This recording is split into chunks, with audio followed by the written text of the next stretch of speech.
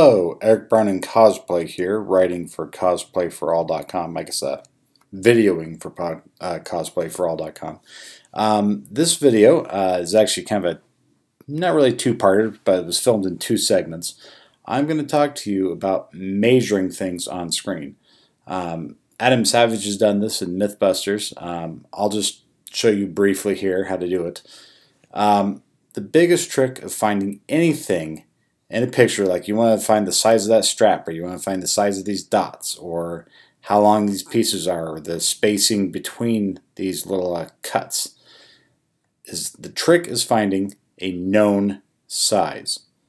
What in this picture is known to us? What do we know for sure about the size of something in this picture?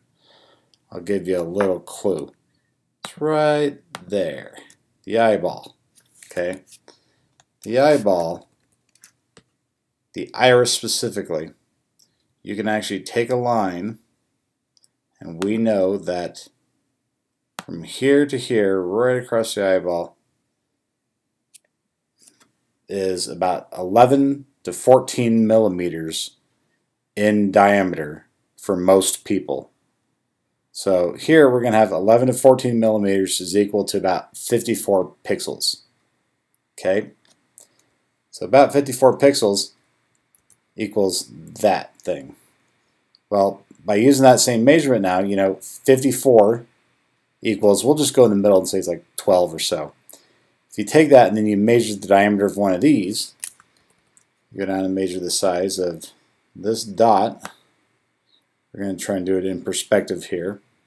That's about 33 pixels. It's less than 54. And if you do the math, it's about 3/8 of an inch or so. And you can continue doing that for any of these objects on here. I haven't done that one yet, but you can just go through and just keep doing this on all these various parts, and you'll eventually come up with the scale that you need. Where it gets tricky is when things go off into perspective like this. It's easy when they're facing more or less on the same plane. When they're on the same plane, they're okay, but when they go like this and they go whoop into the background, it becomes much more difficult in trying to figure out how big it is. And you start getting into some geometry there, some 3D stuff. We're not going to cover that. This is just mostly for those facing shots where you get to see things from the front, back, and side. Your character concept art that you may be able to find online. I also applied this recently to this little guy, or little it. I don't know if it's male or female. BB-8 from the new Star Wars Episode 7 trailer. I can do the same thing here, but it's a little bit more complicated because we're measuring a sphere, and trying to find the known object in here was extremely difficult. If I had a shirt with this crest on it, I could probably figure it out. If I had one of these badges, I could measure it. Or if I knew exactly what that canister is of, I'm not sure. Of course, I don't have those screwdrivers, not the shirt. Hangers, I can't get a real clear shot. They're all pretty much uniform. They're all about the same size. The biggest trick here was finding out, oh, hey, look, this box he's in, these things are called road cases for the uninitiated into the backstage crew people stuff. These road cases, this particular box, I looked up quite a few of them. They all seem to have 1-inch trim that goes around them. So we're going to assume that this metal piece right here is 1 inch. Now when you're measuring this, you have to be a little tricky. If you see this little white edge here, that's actually the thickness of the metal. So you don't want to measure there when you're doing your shot. You want to measure from here down, to get your correct size. Now we're not actually going to measure there because I'll show you why. Again, it's this tricky perspective crap. So I'm actually going to change this line to just a bright red here. We're going to try to draw a parallel line across here. So we're going to make it parallel with this piece down here. That'll give us about where we need to go. Go right about yonder. Okay. Now I'm not going to move my mouse I'm going to draw now a vertical line straight down.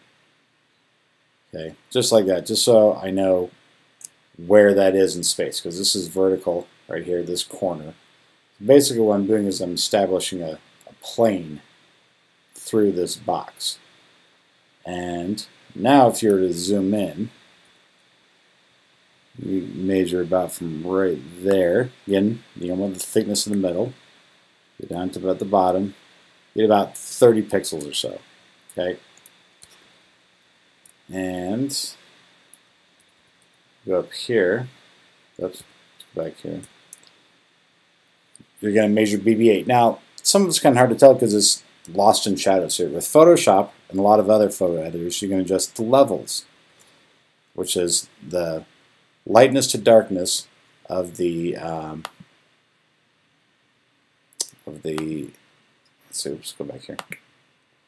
The amount of light and the amount of dark in the picture.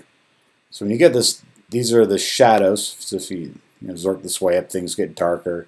If you do this, these are the highlights. They get really bright, which I really don't want. I want the midtones. And usually I go towards this second hump. Usually that's kind of the sweet spot when you're doing this. So we're going to go stick that right in the middle there. And you can see there's a lot of shadow detail that shows up right here in this area. If I undo that, it's not quite as clear.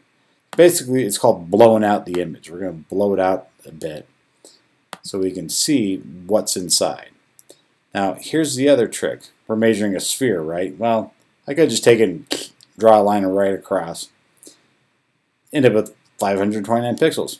Or I could end up with 502 pixels. Or 462. Well, we don't want that. We want exactly how wide is it.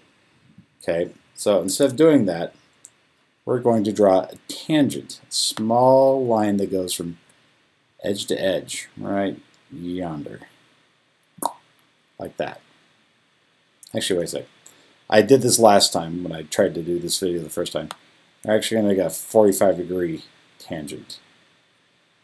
45 degrees will be much easier in the end.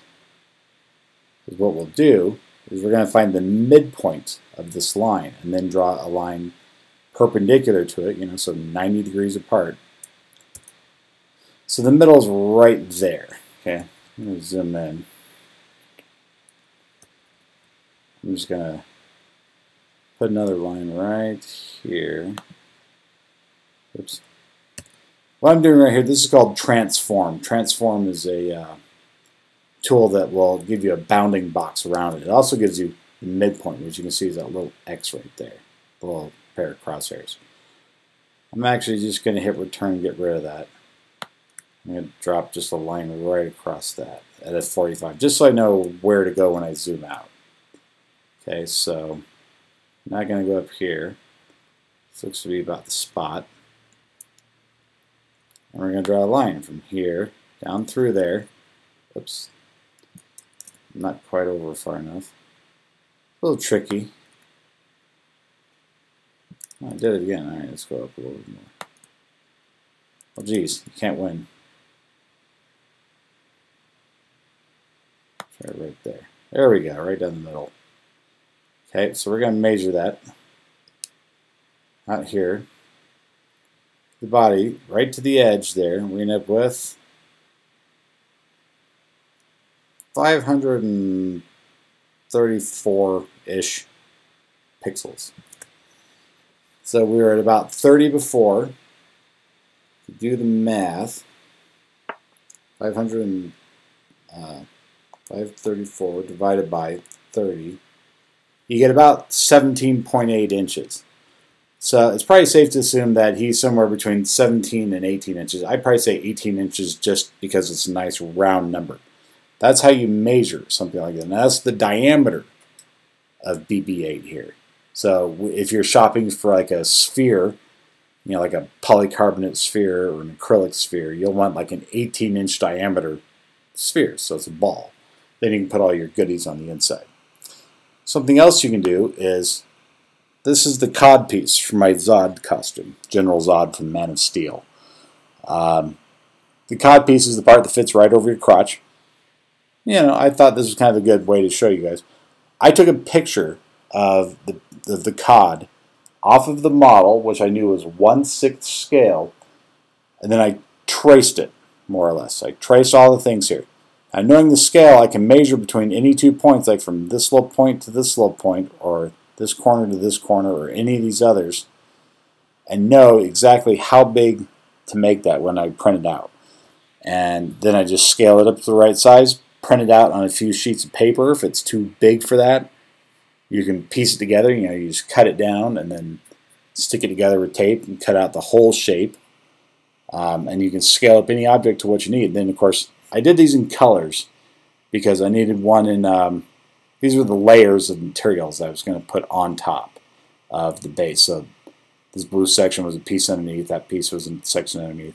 Oh, and I did this in Adobe Illustrator, by the way. Right now I'm in Photoshop, but Adobe Illustrator is a great tool for tracing. I love it. You can do it in Photoshop, but I don't know, I just learned doing it in Illustrator, so you don't need both. There's alternatives to them.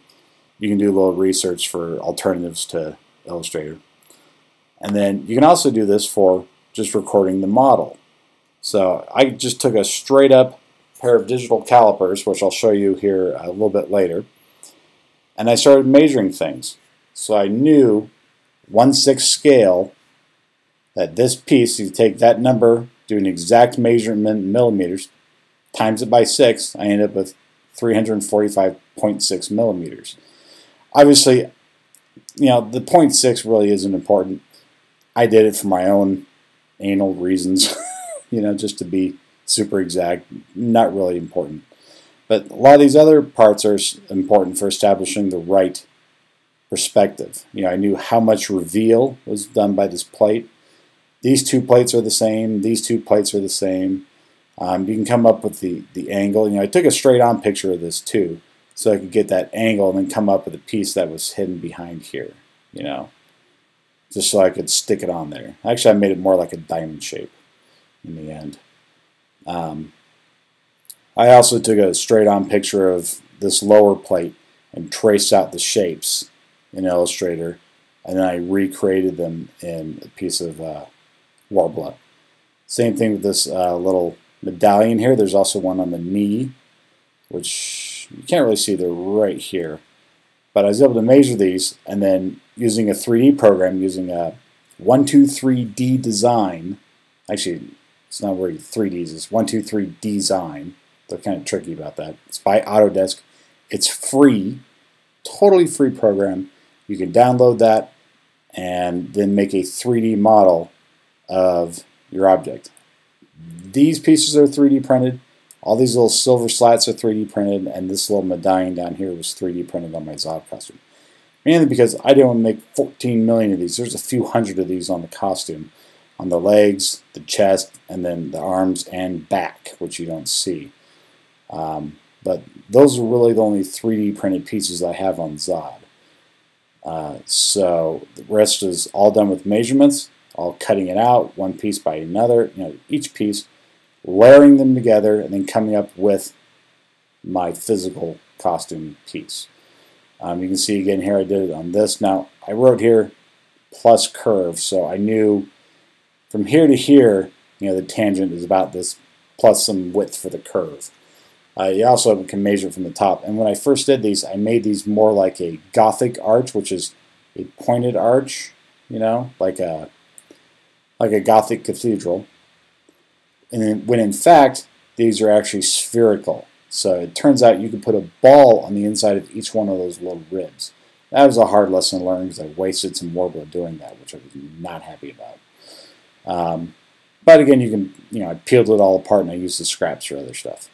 So when you're doing super complex things like these pauldrons, yeah, take your time, measure things out, check to see if they fit.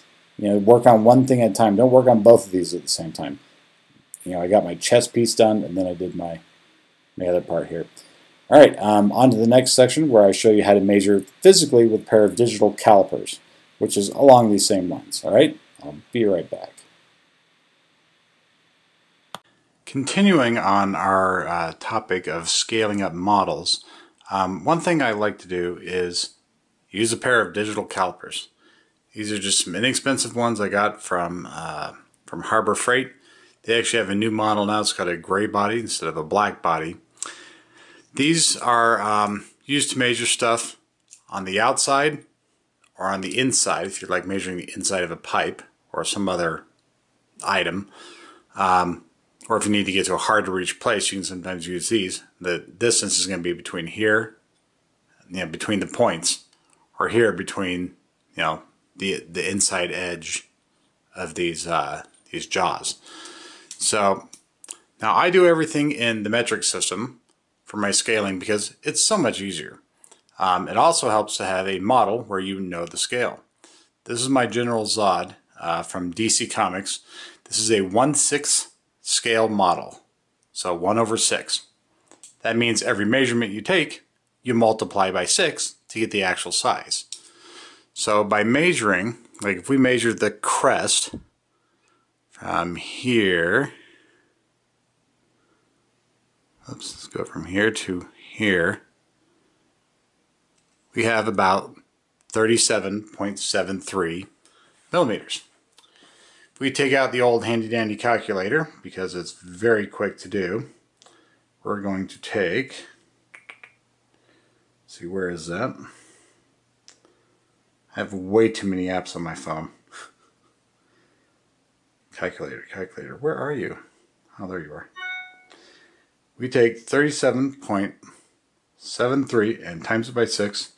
We end up with 226.38 millimeters.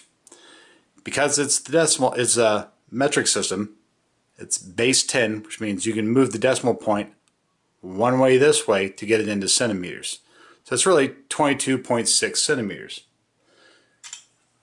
which is about, you can't really see, about yay long, in real life. So with that said, you can expand this to other models.